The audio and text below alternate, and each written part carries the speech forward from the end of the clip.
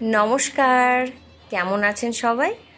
ঘরকন্যার একটা ব্লগে আপনাদের সকলকে স্বাগত জানাই। এখন সকালবেলা, সকাল থেকে শুরু হয়ে গেছে আজকের কাজকর্ম। আমাদের মেয়েদের মনের মধ্যে অনেক কিছু ভাবনা থাকে, বিশেষ করে হাউসওয়াইফদের।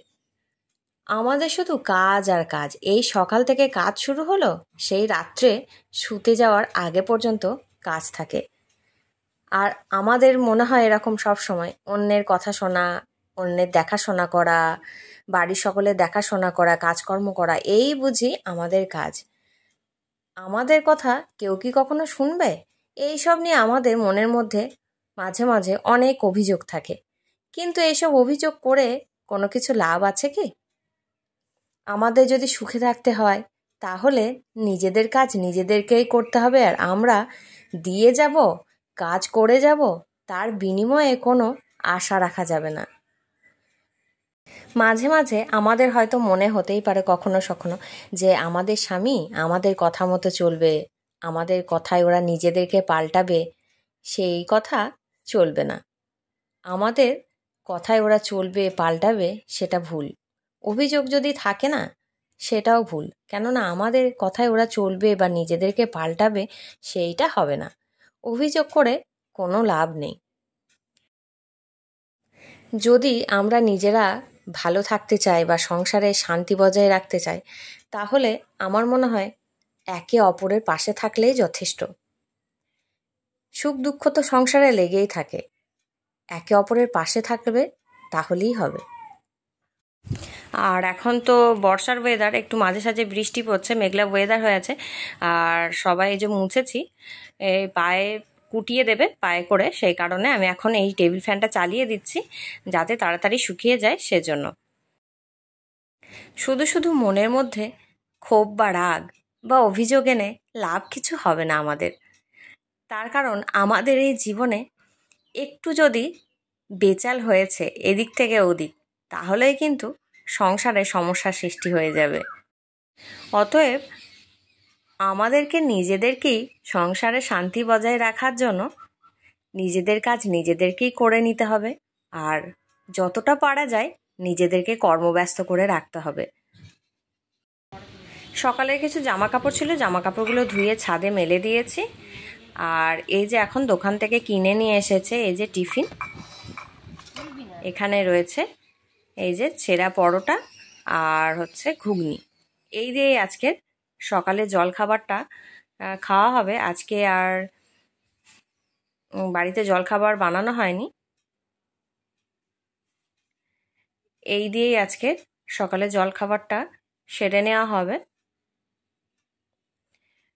সকালের অনেক কিছু কাজকর্ম হয়ে গেছে, এখন পুজোও করে নিলাম। রান্নাবান্না তো শাশুড়ি মা করে থাকেন, রান্নাবান্না হয়ে গেছে। আর স্নান ছেড়ে ফ্রেশ হয়ে পুজো করে নিয়েছি।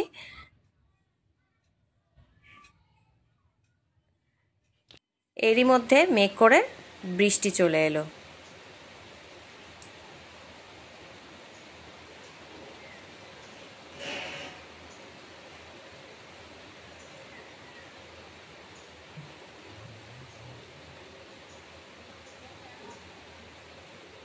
মেঘ তো বারবারই করছে, কিন্তু বৃষ্টি সেভাবে হচ্ছে না। এমন মেঘ করছে মনে হচ্ছে যেন অনেক বৃষ্টি হবে। আর বৃষ্টি যদিও বা হচ্ছে, গরম কিন্তু কমছে না, প্রচণ্ড গরম চলছে।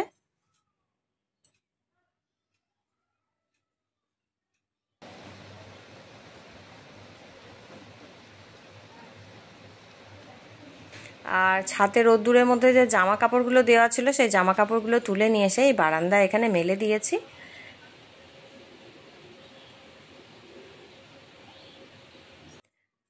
আর দুপুরের খাওয়া দাওয়া কমপ্লিট হয়ে গেছে। এখন বিকালবেলায় এখানে এই পেতেটার মধ্যে কিছু ফল রয়েছে, এই ফলগুলো এখন খাওয়া হবে।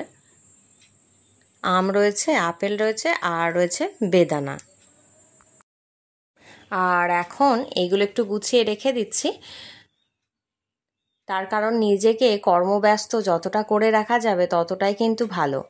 আর মনের মধ্যে এটা হবেও না যে সংসারের মধ্যে আমাকে কে গুরুত্ব দিল, কে দিল না, এইসব আমার কথা কে শুনলো, কে শুনলো না, এইসব ভাবনা চিন্তাও মনের মধ্যে আসবে না।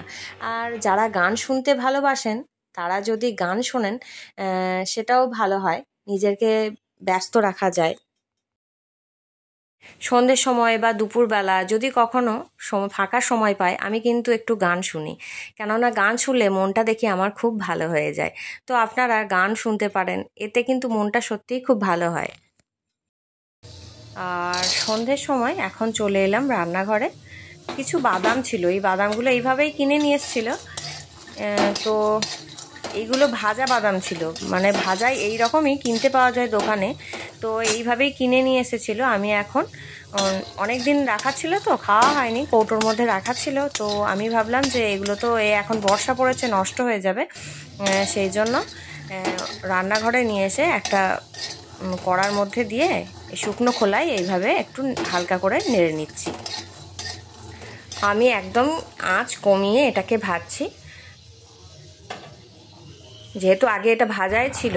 এখন এই একটা বাটির মধ্যে নিয়ে নিয়েছি, আর এই যে 2 মিনিট মতো রেখে দিয়েছি এই বাটিটার মধ্যে দিয়ে। এই যে হালকা করে এইভাবে মানে হাতে করে প্রেস করতেই দেখছি খোসাগুলো এইভাবে ছাড়িয়ে যাচ্ছে। তো খোসাগুলো যতটা উঠে যাক, আমি হাতে করে এইভাবে হালকা করে প্রেস করছি আর খোসাগুলো উঠে যাচ্ছে। তো খোসাগুলোকে আমি এইভাবে একটু হালকা হাতে, এই যে এরকম দেখুন, ও একটু প্রেস করলেই কিন্তু উঠে যাচ্ছে, খোসাগুলো ছাড়িয়ে যাচ্ছে। তো এইভাবে খোসাগুলোকে আমি ছাড়িয়ে নিচ্ছি।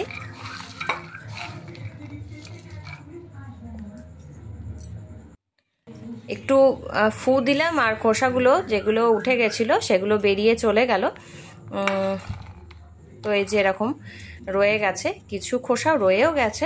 এখন একটা এই যে গ্যাস ওভেনটার মধ্যে একটু ওই কড়াটার মধ্যেই একটু সর্ষের তেল আর গোটা জিরে ফোড়ন দিয়েছি। আর এখন বাদামগুলোকে দিয়ে দিলাম। একটু শুকনো লঙ্কা দিলেও ভালো হয়, কিন্তু আমি শুকনো লঙ্কা দিইনি,